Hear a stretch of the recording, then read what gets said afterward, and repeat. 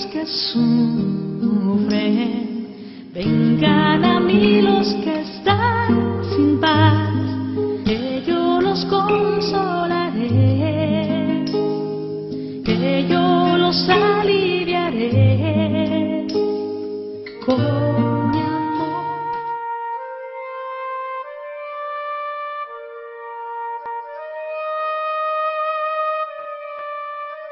Los cristianos no se distinguen de los demás hombres, ni por el lugar en que viven, ni por su lenguaje, ni por sus costumbres.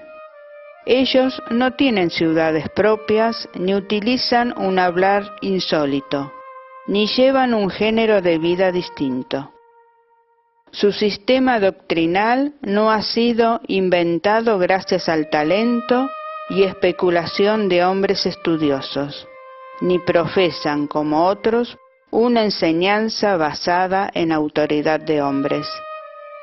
Viven en ciudades griegas y bárbaras, según les cupo en suerte.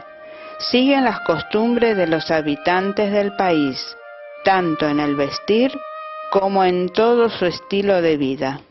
Y sin embargo, dan muestras de un tenor de vida admirable, y a juicio de todos, increíble. Habitan en su propia patria, pero como forasteros. Toman parte en todo como ciudadanos, pero lo soportan todo como extranjeros. Toda tierra extraña es patria para ellos, pero están en toda patria como en tierra extraña.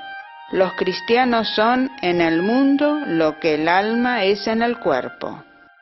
El alma, en efecto, se halla esparcida por todos los miembros del cuerpo. Así también los cristianos se encuentran dispersos por todas las ciudades del mundo. El alma habita en el cuerpo, pero no procede del cuerpo. Los cristianos viven en el mundo, pero no son del mundo. El alma invisible está encerrada en la cárcel del cuerpo visible. Los cristianos viven visiblemente en el mundo, pero su religión es invisible. El alma está encerrada en el cuerpo, pero es ella la que mantiene unido el cuerpo. También los cristianos se hallan retenidos en el mundo, como en una cárcel, pero ellos son los que mantienen la trabazón del mundo. El alma inmortal habita en una tienda mortal. También los cristianos viven como peregrinos en moradas corruptibles mientras esperan la incorrupción celestial. El alma se perfecciona con la mortificación en el comer y beber. También los cristianos, constantemente mortificados, se multiplican más y más. Tan importante es el puesto que Dios les ha asignado, del que no le es lícito desertar. En el Evangelio leemos sobre las primeras comunidades cristianas, en Hechos 2, 42-47. Todos se reunían asiduamente para escuchar la enseñanza de los apóstoles y participar en la vida común, en la fracción del pan y en las oraciones. Un santo temor se apoderó de todos ellos porque los apóstoles realizaban muchos prodigios y signos. Todos los creyentes se mantenían unidos y ponían lo suyo en común. Vendían sus propiedades y sus bienes y distribuían el dinero entre ellos, según las necesidades de cada uno.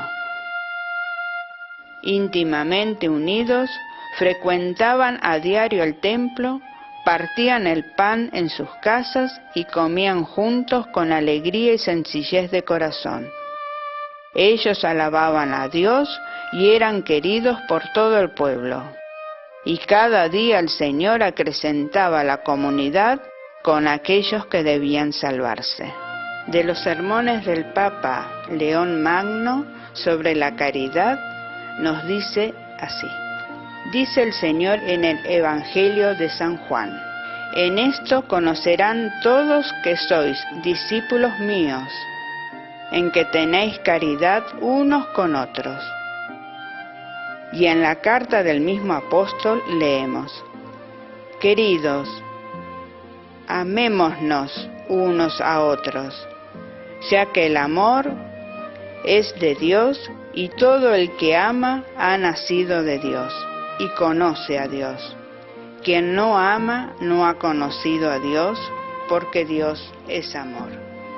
Que cada uno de los fieles se examine a sí mismo, esforzándose en discernir en sus más íntimos afectos, y si descubre en su conciencia frutos de caridad, tenga por cierto que Dios está en él, y procure hacerse más y más capaz de tan gran huésped, perseverando con más generosidad en las obras de misericordia. Pues si Dios es amor, no podemos poner límite alguno a la caridad, ya que la divinidad es infinita. Que nuestra liberalidad para con los pobres y demás necesitados sea en este tiempo más generosa, a fin de que sean más numerosos los que eleven hacia Dios la acción de gracias, y con nuestros ayunos remediemos el hambre de los indigentes. El acto de piedad más agradable a Dios es precisamente este dispendio en favor de los pobres, ya que en esta solicitud misericordiosa reconoce Él la imagen de su propia bondad.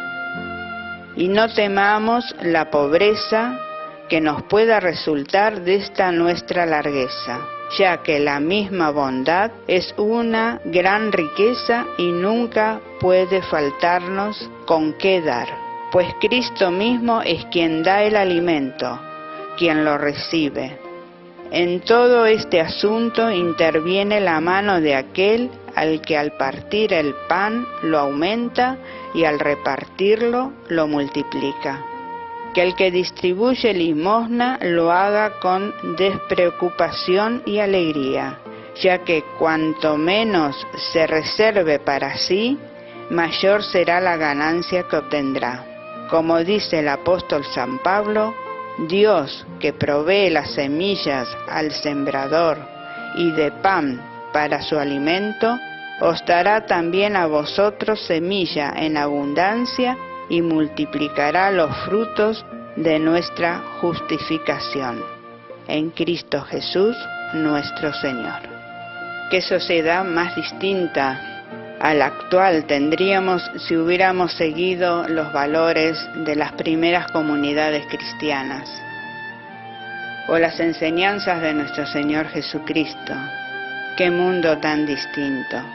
Sin desigualdades, sin muertos por el hambre, gozando de paz espiritual por el compartir con el otro los bienes temporales que el mismo Dios nos pone en nuestras manos para compartirlo y repartirlo con el prójimo. También nuestro amigo, el fray Alejandro Ferreirós, nos habla de la alegría de dar. Lo hace desde su programa radial Caminos del Espíritu, que se emiten por Radios Raíces FM 88.5. Lo escuchamos.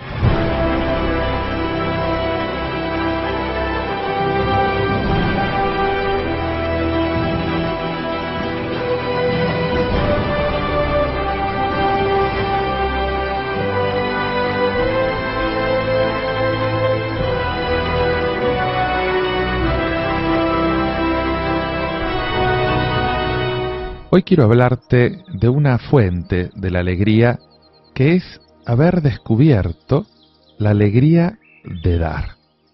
Nos enseña el apóstol San Pablo que hay más alegría en dar que en recibir. Y por eso hoy te quiero hablar de esta fuente de alegría y de gozo del corazón, que es el diezmo, que es la ofrenda. Muchas veces he reflexionado sobre la importancia que da la Sagrada Biblia a los diezmos Y es interesante que nos damos cuenta que si todos aceptásemos la palabra de Dios en este campo, encontraríamos la mejor y la más fácil solución de los problemas sociales que aumentan todos los días. Es por esto que quiero hablarte hoy de estos diezmos como una necesidad sentida desde el principio en la Sagrada Escritura. Fíjate que en la conducta de los primeros hijos de Adán y de Eva ya aparece la práctica de ofrendar al Señor parte de sus bienes para reconocer su dominio absoluto sobre los hombres y sobre todos los demás seres. Dice el libro sagrado del Génesis, en Génesis 4:4, Abel era pastor de ovejas, mientras que Caín era labrador. Abel hizo una oblación de los primogénitos de su rebaño y de la grasa de los mismos, y Yahvé miró propicio a Abel y su oblación. Y esta actitud seguramente se extendió y llegó a ser norma para todos los que obraban de un modo agradable a Dios. Fíjate que también Abraham le da al sacerdote Melquisedec el diezmo de todo. Y años más tarde, Jacob le hace este voto a Dios. Dice en Génesis 28, 10-22, si Dios me asiste y me guarda en este camino que recorro, y me da pan que comer y ropa con que vestirme, vuelvo sano y salvo a casa de mi padre, entonces Yahvé será mi Dios, y esta piedra que he erigido como estela será casa de Dios, y de todo lo que me dieres te pagaré el diezmo. Además, es importante tener en cuenta que en la Sagrada Escritura aparece claramente que el Señor ordena pagar el diezmo. Cuando Moisés legisla, cuando da las normas que debe seguir el pueblo de Dios, le da mucha importancia al deber de honrar a Dios mediante el pago de los diezmos. En esta pedagogía de Dios aparece justamente cómo, mediante la donación de los diezmos, el hombre aprende prácticamente a reconocer y a respetar el señorío de Dios, que lamentablemente, con frecuencia, es muy olvidado. Quizás el texto más precioso de Moisés sobre el diezmo es el que encontramos en el capítulo 26 del libro del Deuteronomio, que dice, cuando llegues a la tierra que Yahvé tu Dios te da en herencia, cuando la poseas y habites en ella, tomarás las primicias de todos los productos del suelo que cosechas en la tierra que Yahvé tu Dios te da. Las pondrás en una cesta y las llevarás al lugar establecido por Yahvé tu Dios para morada de su nombre. Te presentarás al sacerdote que esté en funciones y le dirás, yo declaro hoy a Yahvé mi Dios, que he llegado a la tierra que Yahvé juró a nuestros padres que nos daría. El sacerdote tomará de tu mano la cesta y la depositará ante el altar de Yahvé tu Dios. Tú pronunciarás estas palabras ante Yahvé tu Dios. Mi padre era un arameo errante, que bajó a Egipto y fue a refugiarse allí, siendo pocos aún, pero se hizo una nación grande y poderosa y numerosa. Los egipcios nos maltrataron, nos oprimieron y nos impusieron una dura servidumbre. Clamamos entonces a Yahvé, Dios de nuestros padres, y Yahvé escuchó nuestra voz. Vio nuestra miseria, nuestras penalidades y nuestra opresión, y Yahvé nos sacó de Egipto con mano fuerte y tenso brazo, en medio de un gran terror, señales y prodigios. Nos trajo aquí y nos dio esta tierra, tierra que emana leche y miel, y ahora yo traigo las primicias de los productos de la tierra que tú, Yahvé, me has dado. Las depositarás ante Yahvé tu Dios, y te postrarás ante Yahvé tu Dios. Luego te regocijarás por todos los bienes que Yahvé tu Dios te da a ti y a tu casa, y también se regocijará el levita y el forastero que viven contigo. El tercer año, el año del diezmo, cuando hayas acabado de retirar el diezmo de toda tu cosecha y se lo hayas dado al levita, al forastero, a la viuda y al huérfano, que comerán de ello dentro de tus puertas hasta saciarse, dirás, en presencia de Yahvé tu Dios: he sacado de mi casa lo que era sagrado, se lo he dado al levita, al forastero, al huérfano y a la viuda. He obedecido a la voz de Yahvé mi Dios, y he obrado conforme a todo lo que me has mandado. Desde la morada de tu santidad, desde lo alto de los cielos, contempla y bendice a tu pueblo Israel, así como al suelo que nos has dado, como había jurado a nuestros padres, la tierra que mana leche y miel. Y como los hijos de Israel entraban al templo con sus donaciones y decían al Señor: por eso entro aquí con las primicias de los frutos del suelo que me diste, entonces, del mismo modo, todos nosotros tenemos que manifestar nuestra gratitud al Señor por los bienes materiales que nos concede, ofreciéndole el 10% como señal de gratitud y como reconocimiento de su señorío entre nosotros. Reconocer con agradecimiento al Señor, que es Señor de nuestras vidas y de todo lo que tenemos, porque lo tenemos, porque Él nos lo da. Y personalmente he podido comprobar la veracidad de estas palabras, este cumplimiento exacto en muchas personas que con alegría y con generosidad dan al Señor el 10% de todas sus ganancias.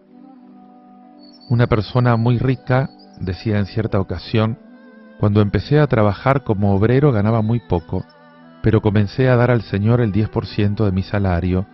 Hoy la cantidad que pago mensualmente es muy elevada, porque Él, en cumplimiento de su promesa, ha aumentado mucho mis bienes. Pero en esta profecía encontramos, además de las promesas de bendición que hace el Señor a todo el que lleva el diezmo íntegro, la maldición para el que lo defrauda. La bendición que el Señor promete es doble: la abundancia de los bienes y la destrucción de las plagas que devorarán los viñedos y los demás frutos del suelo. Y cuando uno observa la cantidad creciente de virus, de insectos, de demás plagas que azotan los cultivos, uno se pregunta si esto no obedecerá, en parte al menos, al descuido creciente para ofrendar al Creador el diezmo de las cosechas. Y lo mismo lo podemos decir de los que trabajan en la ganadería o en la avicultura o en cualquier otro tipo de trabajo.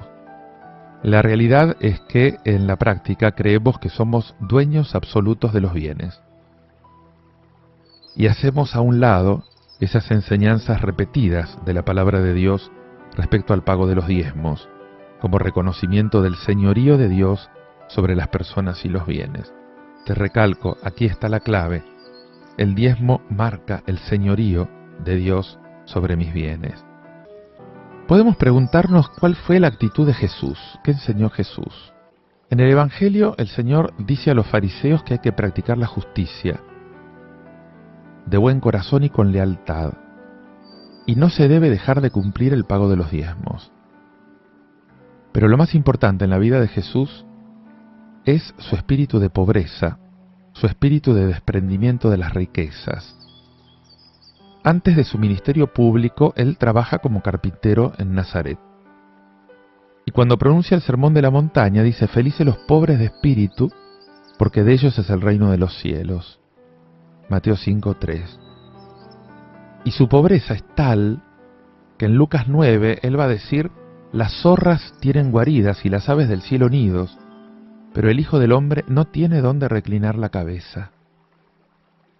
Y cuando le indica al joven rico dónde se encuentra la perfección, Mateo 19, le va a decir: si quieres ser perfecto, vete, vende lo que tienes y dáselo a los pobres, y tendrás un tesoro en el cielo. Luego ven y sígueme. Y en el Sermón de la Montaña, Mateo 6, 19-22, dice: no amontonen tesoros en la tierra, donde hay polilla y herrumbre que corroen, y ladrones que socavan y roban. Amontonen más bien tesoros en el cielo, donde no hay polilla ni herrumbre que corroen, ni ladrones que socaven y roben, porque donde está tu tesoro, allí estará tu corazón. Razones para diezmar. El diezmo es santo. Dios provee las semillas. Toda la naturaleza creada por Dios es cosa sagrada. Quiero ser partícipe de grandes bendiciones. Entrego mi diezmo en agradecimiento por la obra de Dios en la tierra, porque Dios es dueño de todo, porque es más bienaventurado dar que recibir, porque Dios ama al que da con alegría, porque todo viene de la mano de Dios, porque obedezco a Dios, porque la bendición enriquece, porque recibiré de Dios en la medida que yo dé, porque dice Dios, hagan prueba de mí, porque mi sueldo no será puesto en bolsillo roto, porque mi responsabilidad es sostener a la iglesia, porque todo lo que el hombre siembra, Dios cosechará, porque Dios suplirá toda necesidad. El Dios de la paz estará siempre con nosotros. La Madre Teresa de Calcuta también nos comparte su experiencia en el amor hacia los pobres. Ustedes conocen a los pobres en su zona.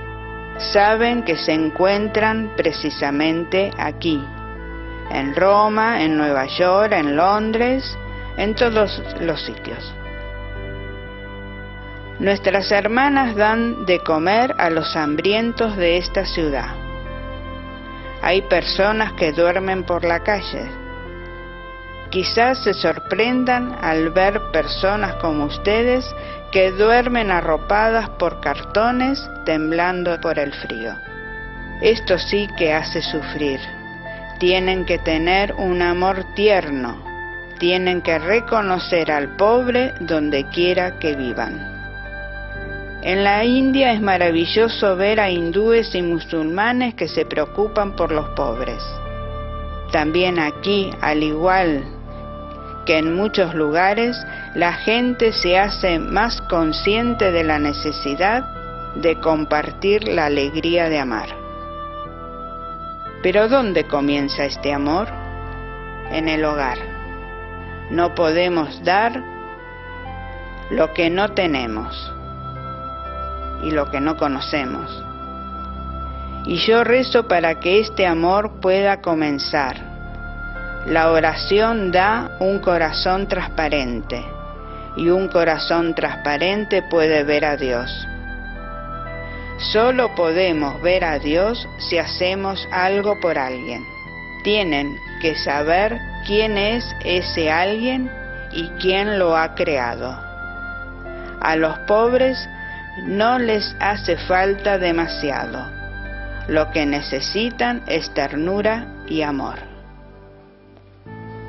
Nos podemos preguntar cómo podemos entregar nuestra ofrenda, nuestro diezmo, en un acto de amor. Una de las formas es en las grandes colectas, como el Cáritas, como el Más por Menos, como Un Sol para los Niños de UNICEF. Son instituciones responsables que se ponen al servicio de recibir nuestra donación y repartirla en los lugares más necesitados de nuestro país. Y para despedirnos podemos reflexionar con esta lectura. Los beneficios de dar. Es una verdadera paradoja. Cuando uno da, no solo no se empobrece, sino que positivamente se enriquece. Y cuanto más da, más se enriquece. Dar es una caja de ahorro, pues la mano del pobre es el banco de Dios. Dar limosna tiene la virtud de la oración, pues es como una plegaria muda, la plegaria de las manos, movidas por el corazón. Plegaria muda, pero elocuente, que sube al cielo y llega hasta el corazón de Dios. No basta que demos lo que nos sobra, hemos de dar también lo conveniente y aún lo necesario. Cristo alabó la limosna de la viuda al decir: todos estos fariseos han dado de lo que les sobra, mientras que la viuda dio de lo que le era necesario. Ten siempre el alma abierta para poder dar a cuantos directa e indirectamente pueden necesitar tu ayuda. Apresúrate a llegar antes que te busquen. Sal al encuentro del que te necesita. Pero cuando tu auxilio esté ya realizado, cuando tu presencia ya no se requiera, aléjate antes de que brote la chispa del agradecimiento, porque solo de lejos podrás gozar de la alegría de haberte dado. Y luego olvídate de que has dado. Olvida lo que has dado y ponte de nuevo en disposición de volver a dar, de volverte a dar a los que te necesitan, a ti o a tus cosas. No dudes que eres rico, muy rico, porque las riquezas no están constituidas solamente por el dinero y las acciones bancarias.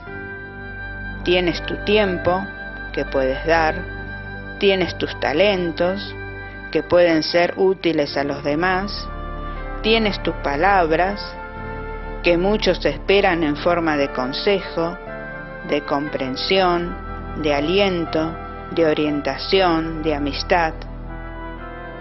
Tienes tus cualidades, que no debes reservarlas para ti solo.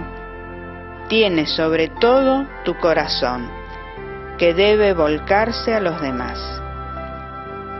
¿Ves cómo eres más rico de lo que te parecía? ¿Ves cuántas cosas y qué hermosas cosas puedes dar? Pues si puedes dar, dalo. Y si te puedes dar, date.